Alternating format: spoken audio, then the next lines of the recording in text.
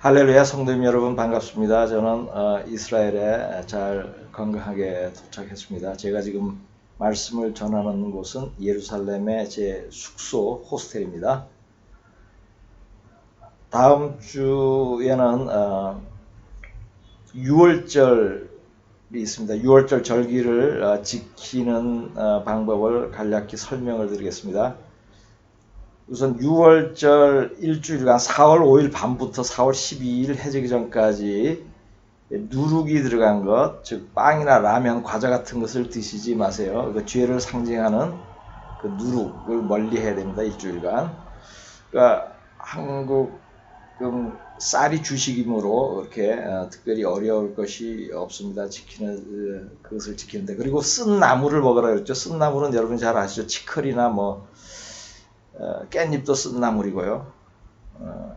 그 다음에 상추, 작은 상추 좀 쌉쌀한 거 있죠. 예, 그런 것하고 고기하고 드시면 되겠습니다.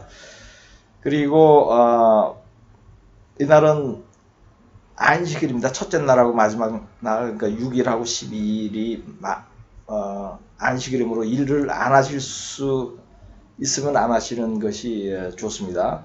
월차를 내셔도 좋고요. 그리고 이날에는 성찬식 하면 좋아요.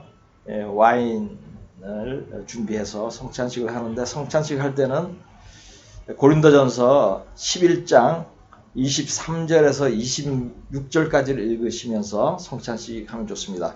여러분 가족끼리 모여서 예배드려도 좋고 혼자서 하셔도 괜찮습니다.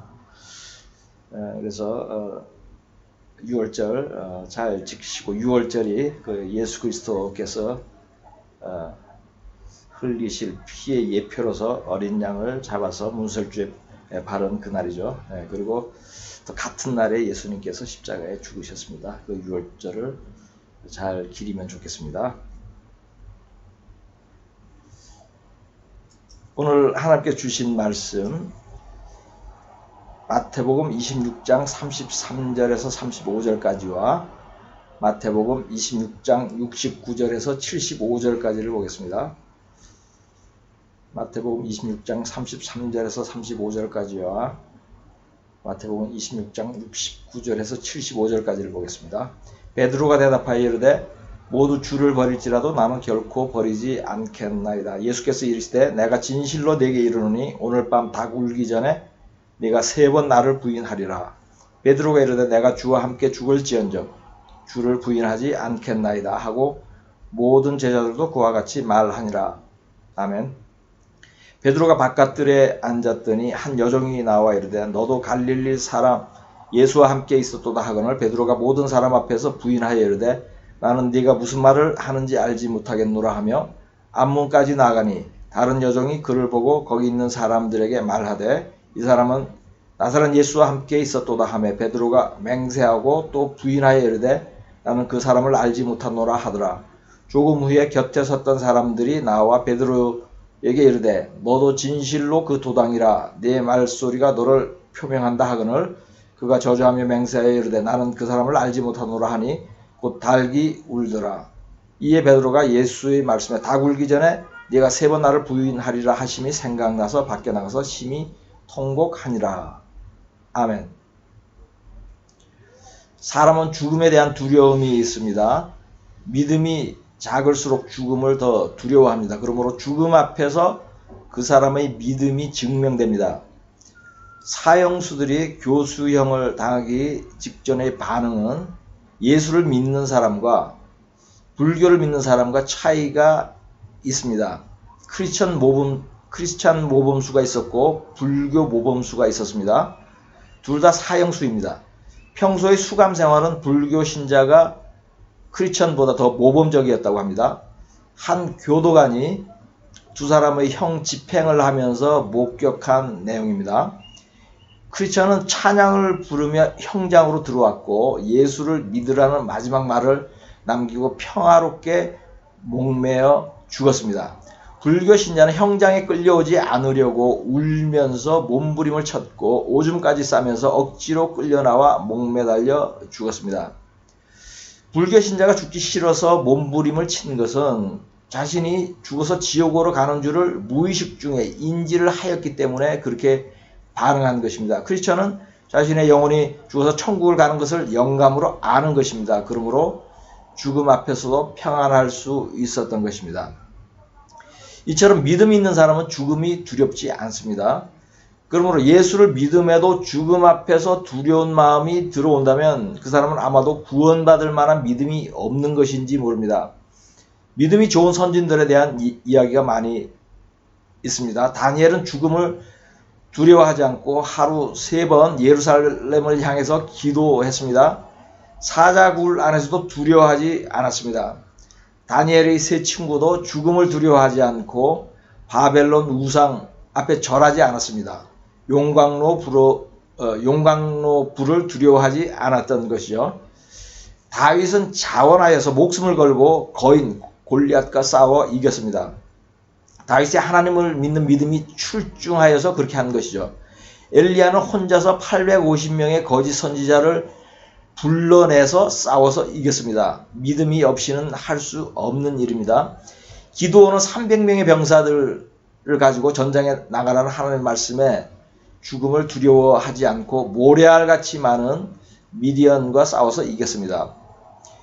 이 외에도 잡혀가서 고문을 당하고 모진 고난을 겪으면서 믿음을 지켜낸 사람들이 있습니다. 히브리서 11장 35절에서 38절까지를 보겠습니다.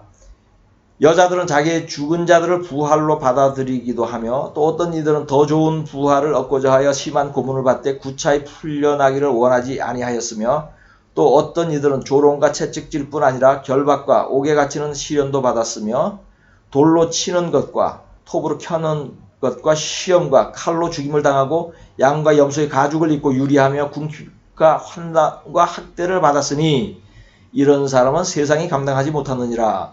그들이 광야와 산과 동굴과 토굴에 유리하였느니라. 아멘. 이런 사람은 세상이 감당하지 못한다고 합니다. 세상이 감당하지 못한다는 것은 고문과 살해의 위협으로도 이들의 믿음을 변개시킬 수 없다는 의미입니다.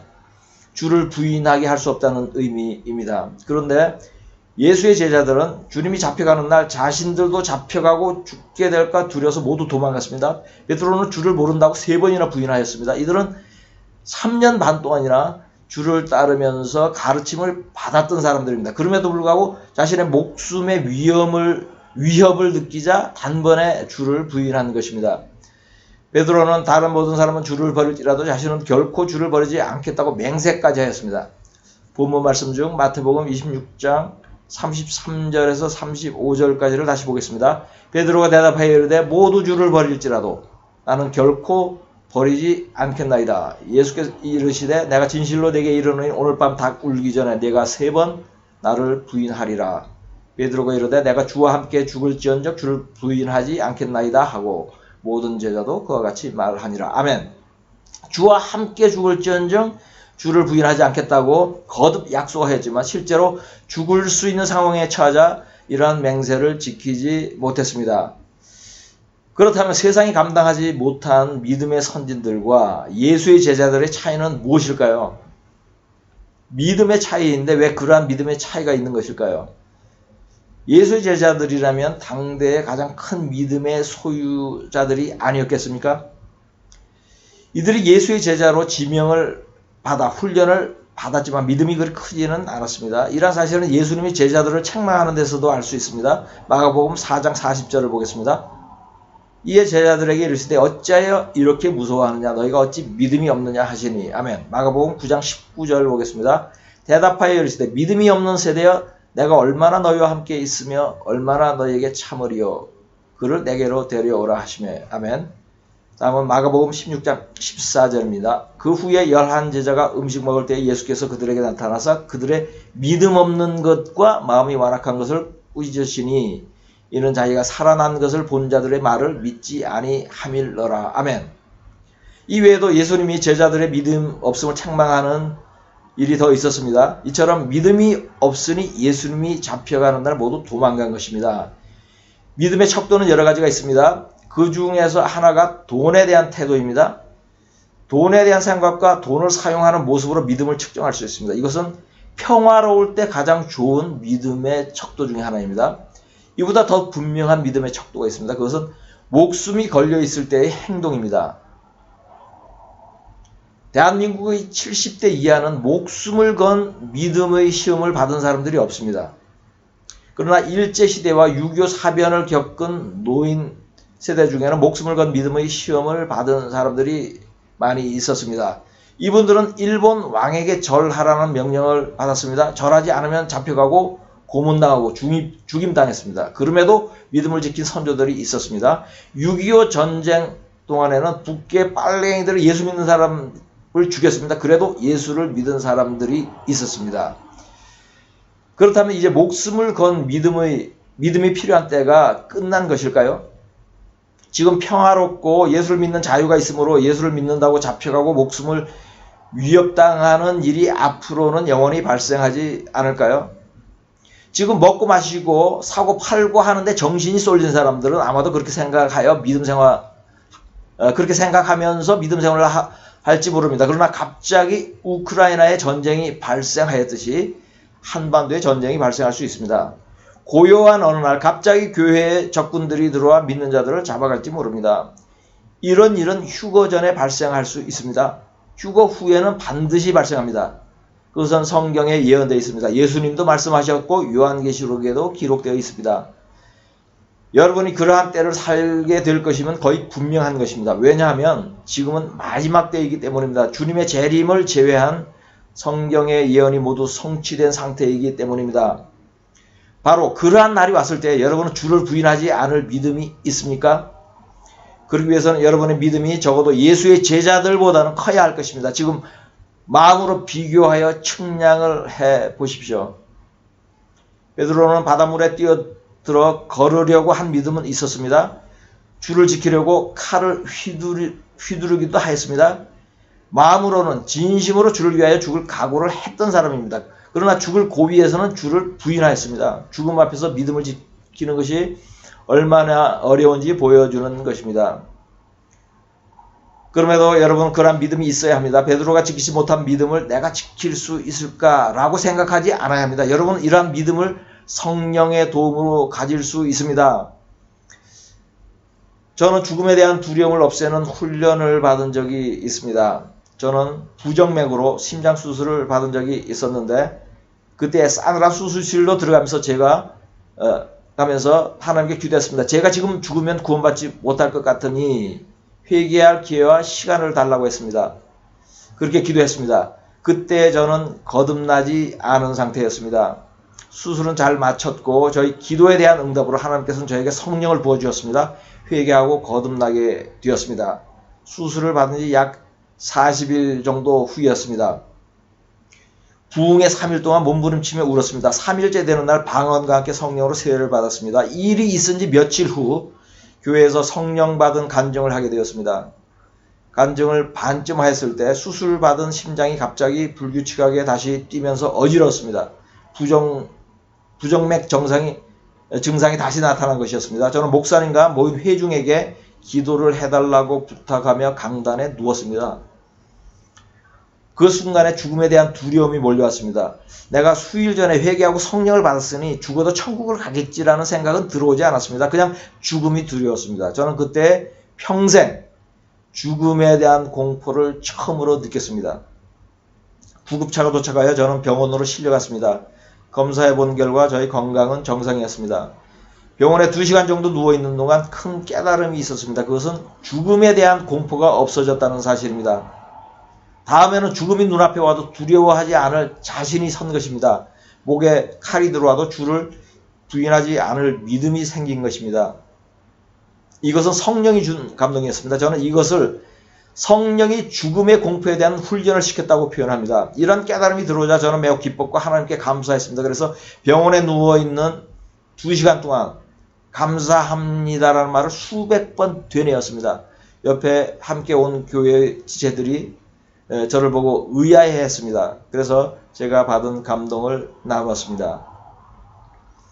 제가 죽음에 대한 두려움을 경험한 것은 베드로가 경험한 것과 비슷한 것입니다. 상황은 달랐지만 죽음에 대한 두려움 앞에서 작아지는 믿음을 경험한 것입니다. 그러한 경험을 통해 저는 죽음이 두렵지 않은 믿음을 갖게 된 것이었습니다. 제가 이러한 간증을 하는 이유는 여러분도 죽음이 두렵지 않은 믿음을 가질 수 있다는 것을 증명하기 위한 것입니다. 생존에 대한 집착은 본능적으로 주어지는 것입니다. 이것은 모든 동물에게 주어지는 것인데 인간도 예외가 아닙니다. 그러나 믿는 사람은 이 땅에서의 생존이 끝이 아니라는 사실을 알고 있습니다. 믿는 사람들은 천국에 대한 소망이 있습니다. 그렇다면 죽음에 대한 두려움이 없어야 합니다.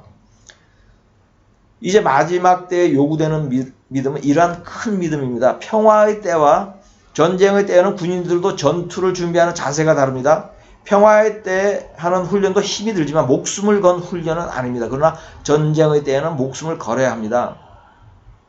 믿는 사람들의 무기는 믿음입니다. 마지막 때에 실제 전쟁이 일어나고 믿는 자들이 끌려가고 죽임당할 때 믿는 자들의 무기는 총칼이 아닙니다. 믿음입니다. 목에 칼을 대고 예수를 부인하면 살려주겠다고 할 때 부인하지 않는 믿음이 필요합니다. 이러한 믿음은 성령을 받으면 견고하게 됩니다. 베드로는 예수의 수제자였지만 예수를 3번 부인하였습니다. 그러나 언제부터인가 목숨을 걸고 복음을 전하기 시작했습니다. 잡혀가고 목숨을 잃게 되는 것이 두려웠던 베드로의 믿음이 이러한 것을 두려워하지 않는 믿음으로 변화된 것입니다. 무엇이 베드로의 믿음을 변화시킨 것일까요? 그것은 성령입니다. 성령을 받기 전의 베드로와 오순절에 성령을 받은 베드로는 믿음에 큰 차이가 있습니다. 성령을 받기 전 베드로는 예수를 안다고만 해도 잡혀갈까 두려워했습니다. 그러나 성령을 받은 후에는 예수의 복음을 담대히 전하고 다녔습니다. 그리하여 잡혔습니다. 이미 예수를 전하는 일로 잡혀가고 죽임당하는 일에 대한 두려움이 없어진 것입니다. 잡히고 풀려난 후에도 예수를 전하지 말라는 경고를 받았지만 개의치 않았습니다. 사도행전 4장 18절에서 20절까지를 보겠습니다. 그들을 불러 경고하여 도무지 예수의 이름으로 말하지도 말고 가르치지도 말라 하니 베드로와 요한이 대답하여 이르되 하나님 앞에서 너의 말을 듣는 것이 하나님의 말씀을 듣는 것보다 옳은가 판단하라. 우리는 보고 들은 것을 말하지 아니할 수 없도다 하니 아멘. 엄청난 믿음의 변화가 성령으로 세례를 받음으로써 생긴 것입니다. 그러므로 예수님도 성령이 너희에게 임하면 땅끝까지 복음을 전하라는 말씀을 한 것입니다. 사도행전 1장 8절 보겠습니다. 오직 성령이 너희에게 임하시면 너희가 권능을 받고 예루살렘과 온 유대와 사마리아의 땅끝까지 이르러 내 증인이 되리라 하시니라. 아멘. 이제는 믿음과 목숨을 바꿔야 하는 세대입니다. 깨어 기도하며 믿음을 지키십시오. 성령 받지 않은 분들은 성령을 구해 받으시고 성령 받은 분들은 성령 소멸치 않고 계속 성령 충만한 믿음 생활을 하십시오. 그리하여 죽을지언정 주를 부인하지 않겠나이다라는 믿음의 고백이 환난 중에도 성취되시기를 예수 그리스도의 이름으로 축복합니다. 본문 말씀 마태복음 26장 33절에서 35절까지로 설교를 마치겠습니다. 베드로가 대답하여 이르되 모두 주를 버릴지라도 나는 결코 버리지 않겠나이다. 예수께서 이르시되 내가 진실로 내게 이르노니 오늘 밤 다 굴기 전에 네가 3번 나를 부인하리라. 베드로가 이르되 내가 주와 함께 죽을지언정 주를 부인하지 않겠나이다 하고 모든 제자도 그와 같이 말하니라. 아멘.